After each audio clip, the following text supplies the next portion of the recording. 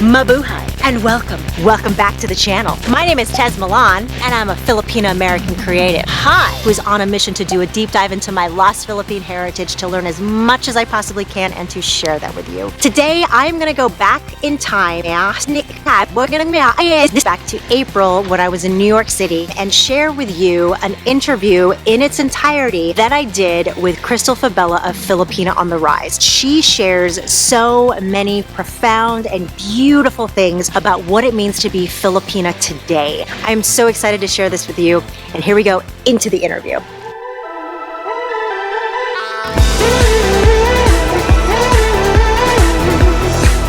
Thank you for having me. Oh my gosh, I'm so excited to be here talking with you and to be part of a really important series. Congratulations on an event last Thursday that I got to attend. Evening in Bloom is what it was called. What's behind the idea of it being an evening for the women who are there? I hold these different events in different cities to gather Filipino women in the heart of like sisterhood. We've been in a pandemic for the past 2 to 3 years. People have been really shut in that time. We've lost the sense of real life interactions in community, and a lot of people have been wanting to reconnect more with their culture and with other like-minded Filipinas. That is really what the series of events are for, and to also spotlight local Filipino women who have launched a business, created a product, just get us together in a spirit of true sisterhood, of cultural reconnection. This one is Evening in Bloom. For the past few years, I feel like how our life was going to go took a turn for a lot of people. We've had to really learn how to be in a season of going inwards and going silent and really getting to know, it's like, what do I care about? So for the past few months or years, I feel like a lot of us have been planting seeds and having to be patient about them. Hand in hand with that is this glamorization of what success and growth looks like. Growth has become this overnight, instant thing. We go on social media or we see how other content creators or just successful people, it's like you're growing so fast, and we've lost this art of really what like nature is like, and that is like slow and steady, and it's just being patient with yourself. I've had to understand that in my life where I wanted things to happen faster and I wanted growth to happen faster, but realizing like nature really allows seeds to be under the ground for a while. Under the ground is where like those lessons are learned, where you self-actualize, where you get in touch with your intuition and you let things take time. And I want to celebrate that the best things do take time. To answer your question, why was it an Evening in Bloom? Because I feel like in the spirit of spring, it's just like rebirth, right? That a lot of Filipino women in the past 2 years, I feel this energy of a lot of them tapping into their passion and their power. It's been really kind of like this slow rebirth process of like dying to old things and coming into your own. We're so good at nurturing other people and accommodating for other people and supporting other people, but not so good at like celebrating ourselves and really seeing like, wow, these are seeds I've been planting. Things are going to start to bloom. And you best believe it, world. Like Filipino women are about to really like burst out and bloom. Yeah. Yeah, you know, I feel it. I feel it. Someone said to me, this is the year where we are the protagonists. Yeah. And I'm like, for so, like, think of that of being like the protagonist finally of the story. I'm so done with like us being on the behind the scenes, the margins, and kind of like supporting other people. Like now is the time to take up space. Amazing. So where do you feel that Filipina on the Rise is in regards to its blooming phase? Do you feel that Filipina on the Rise is still in its growth phase? Where is it right now? Yeah, I definitely feel like, and this will probably be like the overachiever in us, like the wanting to do more, and it's never going to be good enough.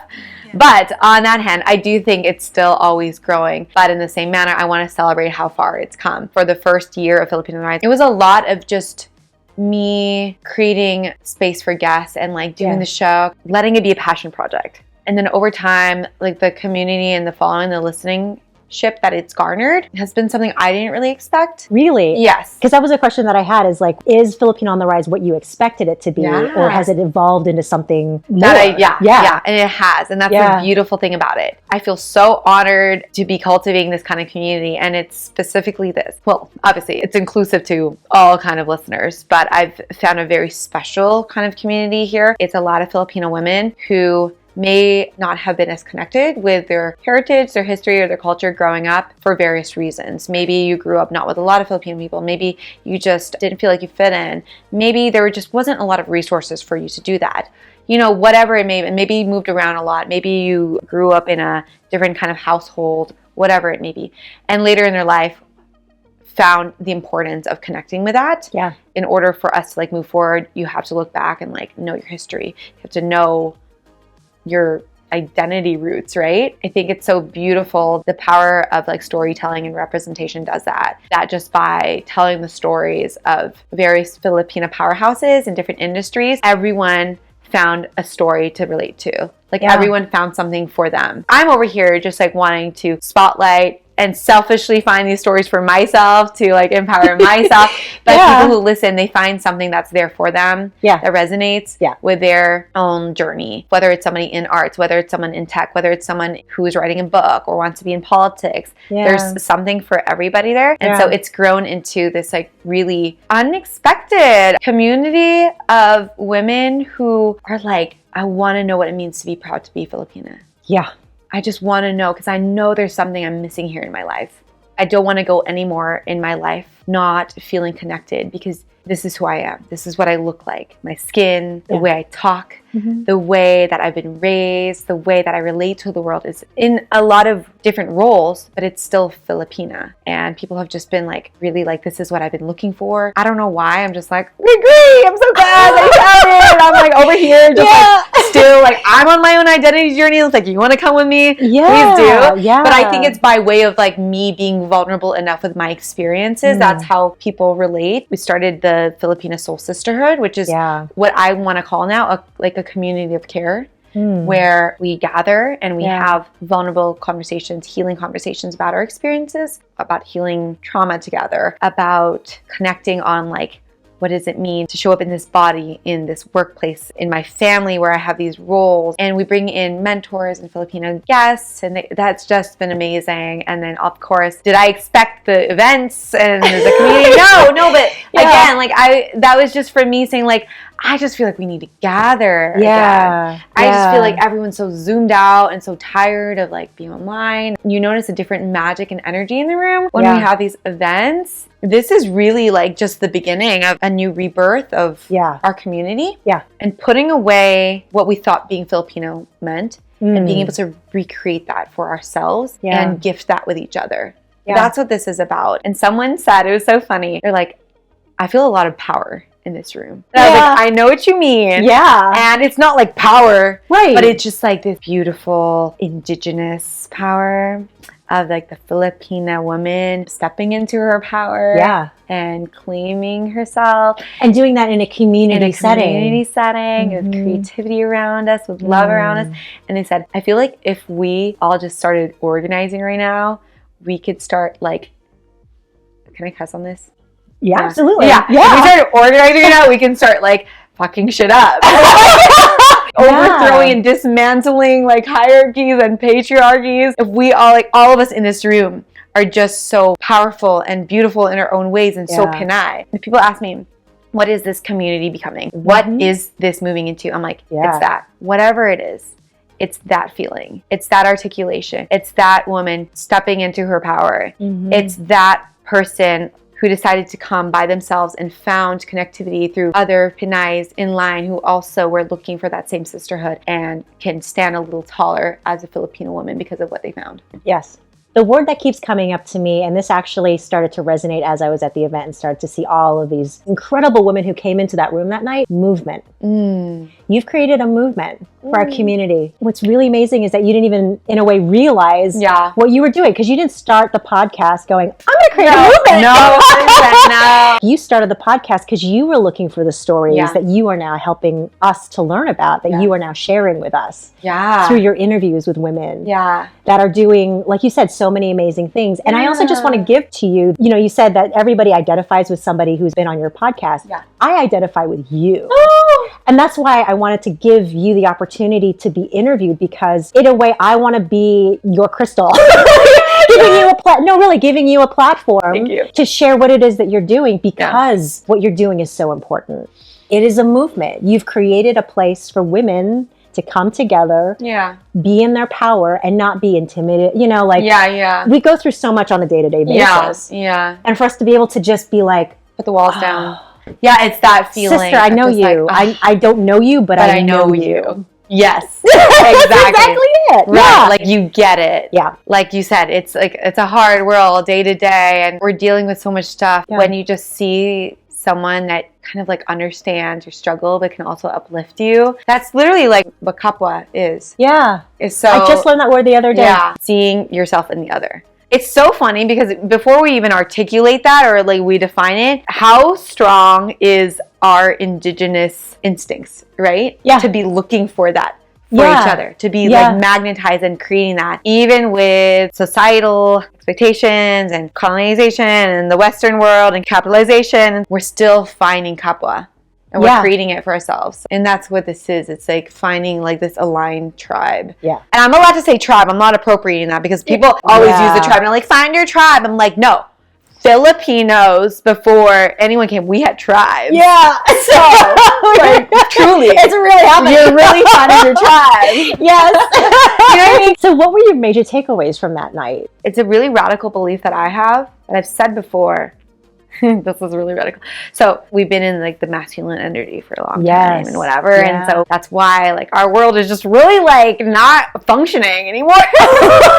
The feminine energy of healing again, of nurturing, of creating community and listening and creativity and play. That's what our world needs right now. It's just showing like these old structures aren't working. So we need to bring in more of this other dynamic. And when I think of those adjectives, I'm like, okay, care, healing, positivity, laughter, creativity, nurturing, like all this stuff, emotional awareness, emotional attunement, and empathy. Empathy, and like all this stuff. Wait a minute, what does that sound like? Sounds like Filipino women. Like specifically. So I have this really radical belief that I've developed over the time that I think what the world needs right now to start this shift in facilitation is for Filipino women specifically to start stepping into their power and claiming space and claiming their position and decision-making roles, and to just like start leading the front. For us to start healing. Like when I say healing, I mean literally like our environment is dying. You know, and like people are just like needing other voices to advocate for oppression and like all this stuff. Like I know it just sounds very like, oh, you're singling out like a certain, yes, I am. I do think that Filipino women, we've been kind of like silenced and like on the margins for so long that I think now is actually the time where not only should we be involved, but we should be leading the forefront of conversations. We should be in the front of how structures are dismantled and changed, and that leadership can like look different than this. What specifically is a Filipina on the rise? What being Filipino is different for everybody. I just want to say that there's not one way. There's not even 2 or 3 ways. There's so many different experiences and journeys of what a Filipino is because of the diaspora, because of the different spaces we've held in this world, because there's so many different ways. I want to celebrate that. And hold space for that. And honor that. So it's like whatever that is for you, like you get to figure that out. And you get to find like we have a shared history. We come from the same motherland and we have the same DNA and whatever. That is the same, but you get to hold your own story as a Filipino. So Filipina on the rise, being on the rise, it acknowledges that we've faced our power being stripped away in some form, whether that's generationally, whether that's through colonization, whether that's through our expectations and roles held on us, or the way that our bodies show up in this world has not been validated or meant to like feel like we matter or belong, whatever. So being a Filipina on the rise is like you're claiming yourself. You're just really like, I just got goosebumps. Wow. You're finally saying enough is enough and seeing that there's something so beautiful about your own story that no one's taught you before, that no one has acknowledged about you. But there's been some point in your life where you're like, I matter And I know that there's something really, really special about where I come from. I can't find it in textbooks. I can't find it in media. I don't really know what my narrative is, but I'm going to start finding that out for myself. I'm going to start staking a claim and saying that I believe being Filipino is special and powerful. A mission of mine is to show that Filipinas are a force to be reckoned with. Yeah. So yes, we are. yeah, I really believe so. Saying that if you are a Filipino on the rise, you're making space for where you're at in your life. You're putting away expectations of yourself. You're putting away the old things that didn't serve you or serve your story, and you're stepping into your own power. You're starting to say, from this point on, I want to live a life that is authentic to me. I'm really embracing my passions. I'm connecting with my heritage and my history. I'm letting myself heal intergenerational wounds and traumas. I'm doing something different for generations to come. Now that I've done that for myself, because you have to start with yourself first. Then I can step out into the world and what role do I hold in the workplace? What way do I have influence in the external world? I'm going to show up strongly so people see me and, oh, I'm Filipina and this is what it means. Oh, there's something powerful there. There's something I can learn from there. There's something celebratory there. That we're not just this ambiguous thing anymore. That we're not silenced. Being a Filipino on the rise means that you're just really stepping into your own power. You're letting yourself also shape the narrative collectively of what it means to be Filipina and proud to be Filipina. Well, that's the interview. Thanks so much for watching. I hope you enjoyed this episode as much as I enjoyed creating it for you. If you liked it, give it a thumbs up, subscribe to the channel, check out Filipina on the Rise. Her podcast is available on all the platforms, Spotify, Apple Music, you name it, she's on there. And I will see you next week. Thanks so much for joining me. Paalam. Goodbye.